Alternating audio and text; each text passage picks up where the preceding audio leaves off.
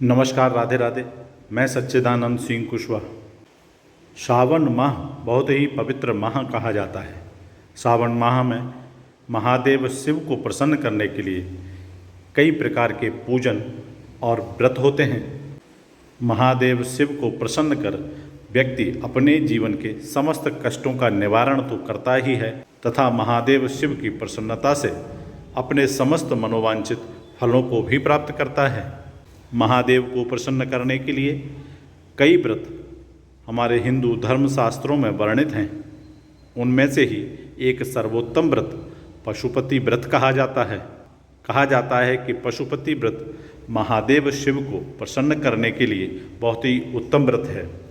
आज के इस वीडियो में पशुपति व्रत के बारे में संपूर्ण जानकारी, पशुपति व्रत क्यों किया जाता है, पशुपति व्रत की क्या विधि है तथा क्या नियम हैं तथा पशुपति व्रत की पौराणिक एवं प्राचीन कथा का श्रवण करेंगे तथा साथ ही पशुपति व्रत को प्रारंभ करने के नियम कैसे रखा जाता है तथा इसके उद्यापन की विधि भी कथा के साथ साथ श्रवण करेंगे।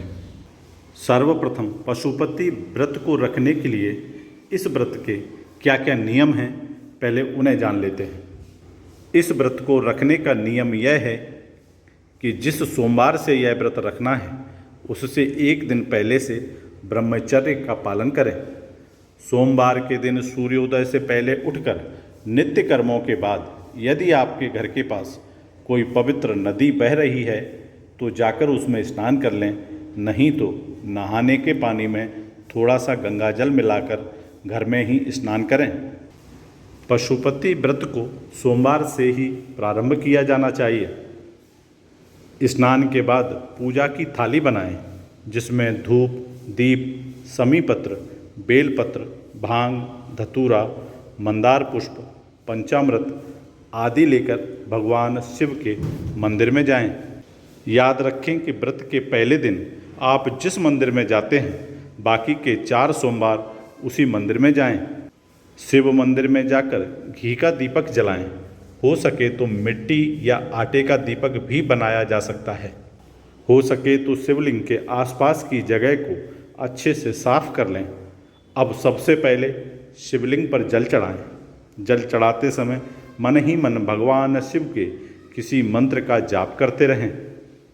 उसके बाद पंचाभिषेक यानी दूध, दही, घी, शहद और अंत में फिर से जल चढ़ाएं। पंचाभिषेक करने के बाद शिवलिंग पर बेलपत्र, मंदार के फूल आदि पूजन सामग्री चढ़ाकर मिठाई चढ़ाएं। ध्यान रहे कि शिवलिंग से हमेशा धूप, दीप आदि कुछ दूरी पर रखना चाहिए। इसके बाद घर आकर फलाहार करें। शाम को दोबारा मंदिर जाएं और 6 दीपक भी साथ ले जाएं। इनमें से 5 दीपक मंदिर में ही जला लें और आखिरी यानी छठा दीपक अपने साथ घर ले आएं। घर आकर इस दीपक को प्रवेश द्वार पर अपने दाहिने हाथ से यानी दरवाजे के दाहिनी तरफ जलाएं। जो मिठाई आप मंदिर ले गए थे उसे 3 भागों में बांट लें। 2 भाग मंदिर में ही भोग लगाएं और तीसरा भाग घर में लाकर भगवान शिव को अर्पित कर प्रसाद के रूप में ग्रहण करें। अब आप व्रत का पारण कर सकते हैं, लेकिन ध्यान रहे कि नमक का प्रयोग न करें। यह क्रम लगातार 5 सोमवार तक करें। पशुपति व्रत 5वें सोमवार को मनाया जाता है। मुख्य रूप से सभी को 5 व्रत करने चाहिए। इस बात का ध्यान अवश्य रखना चाहिए कि जब से आप व्रत शुरू करें उस दिन सोमवार होना आवश्यक है। उसके ठीक 5 सोमवार बाद व्रत को पूर्ण करें। पशुपति व्रत में भगवान पशुपतिनाथ के मंत्रों का भी जाप करते रहना चाहिए। पशुपतिनाथ व्रत के उद्यापन को महत्वपूर्ण माना जाता है। इस व्रत में भाग लेने के लिए व्यक्ति को 5 सोमवार व्रत अवश्य करना चाहिए। छठे सोमवार की शाम को मंदिर में भोलेनाथ को विभिन्न वस्तुओं जैसे चावल, मखाना, मूंग और बिल्व पत्र को 108 की मात्रा में चढ़ाना चाहिए। साथ ही प्रसाद के रूप में नारियल और दक्षिणा अवश्य अर्पित करें। अंत में भोलेनाथ से अपनी इच्छा दोहराएं, क्योंकि भगवान सच्चे मन से सच्ची पूजा को स्वीकार करते हैं। पशुपति व्रत आत्मनिरीक्षण, प्रार्थना और आध्यात्मिक विकास का समय है। यह भक्तों को अपने भीतर से जुड़ने और परमात्मा का आशीर्वाद लेने का अवसर प्रदान करता है। इस व्रत को करने से व्यक्ति शांति और संतोष की भावना का अनुभव कर सकता है और भगवान शिव की दिव्य शक्ति में अपना विश्वास मजबूत कर सकता है। ऐसा माना जाता है कि जो लोग इस व्रत को भक्ति और ईमानदारी के साथ करते हैं, भगवान शिव उनकी मनोकामना पूरी करते हैं। आइए अब हम सब महादेव शिव के चरणों में अपना ध्यान लगाकर पशुपति व्रत की इस पौराणिक कथा का श्रवण करते हैं। भगवान पशुपतिनाथ की कथा के अनुसार एक बार की बात है, भगवान शिव नेपाल की सुंदर तपोभूमि से आकर्षित होकर एक बार कैलाश छोड़कर यहाँ आए और यहीं ठहर गए।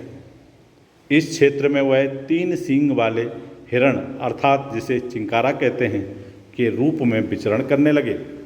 इसलिए इस क्षेत्र को पशुपति क्षेत्र या मृगस्थली भी कहा जाता है। शिव को इस तरह अनुपस्थित देखकर ब्रह्मा और विष्णु चिंतित हो गए और दोनों देवता भगवान शिव की खोज में निकल पड़े। इस रमणीय क्षेत्र में उन्होंने एक दैदीप्यमान मोहक 3 सींग वाला मृग विचरण करते देखा। उन्हें मृग रूपी शिव पर शक होने लगा। योग विद्या से ब्रह्मा जी ने तुरंत पहचान लिया कि यह मृग नहीं बल्कि भगवान आशुतोष हैं। तुरंत ही ब्रह्मा जी उछल पड़े और मृग के सींग को पकड़ने की कोशिश करने लगे। इससे मृग के सींग के 3 टुकड़े हो गए। उसी का एक पवित्र टुकड़ा टूटकर यहाँ पर गिर गया, जिसकी वजह से यहाँ महारुद्र जी का जन्म हुआ, जो आगे चलकर पशुपतिनाथ जी के नाम से प्रसिद्ध हुए। भगवान शिव जी की इच्छा के अनुसार भगवान श्री हरि विष्णु ने भगवान शिव को मोक्ष देने के बाद नागमती के ऊंचे टीले पर एक लिंग स्थापित किया, जो पशुपति के रूप में प्रसिद्ध हुआ।